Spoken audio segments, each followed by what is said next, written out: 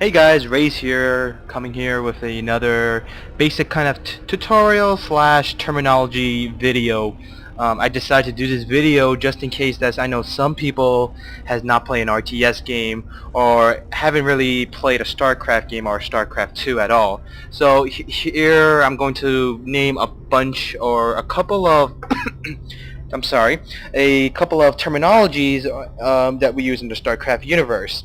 So first off, I like to start with the terminology of macroing. Macro in the StarCraft universe simply means to just produce more units or efficiently using your resources, whether or not if it's your blue crystals or the minerals or the green gas, which is your Vespene gas. Those two resources are going to get higher and higher every time you mine from them or you gather from them.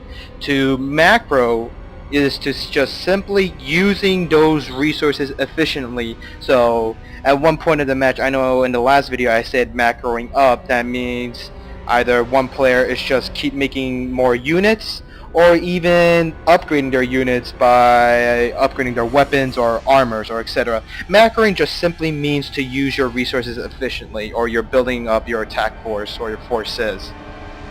The second terminology I like to go over is the microing.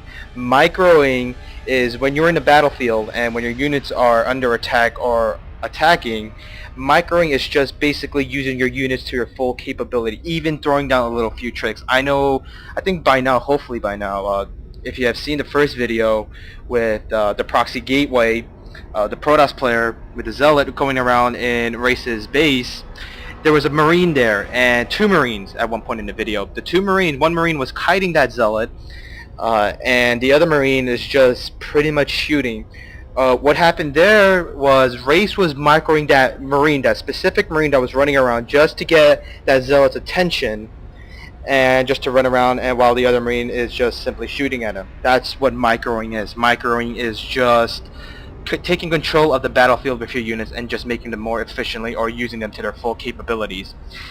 Now, if you're a beginner to StarCraft 2 or going to play StarCraft, I would heavily recommend that you basically to practice macroing first, that just building up your army using your resources. Microing can come in a very later pace, because at the end of the match, it's macro that conquers everything else. Macroing determines who's going to win, and bigger numbers going to beat smaller numbers, obviously. Microing can only do so much, even though you use them to their full capabilities. The next thing I like to go over is the word proxy. Now, I said before in the last video, as the Terran versus Protoss, that there was a proxy pylon. Proxy pylon just simply means that the pylon, or whatever it is, it's just approximate or close to the base. It's just simply around the base. The word proxy can just mean anywhere around that base. So if a product does a proxy pylon, the Terrans, the race I play, can do a proxy barrack, proxy factory. There is an unlimited amount of proxy things you can do. A proxy build order. Proxy just means that whatever is just close to the enemy's base. That's it. Simple as that. Another thing I like to go over is the supply count. Each race needs to keep making the supplies. I know the Terrans that I play, you have to make the supply depots.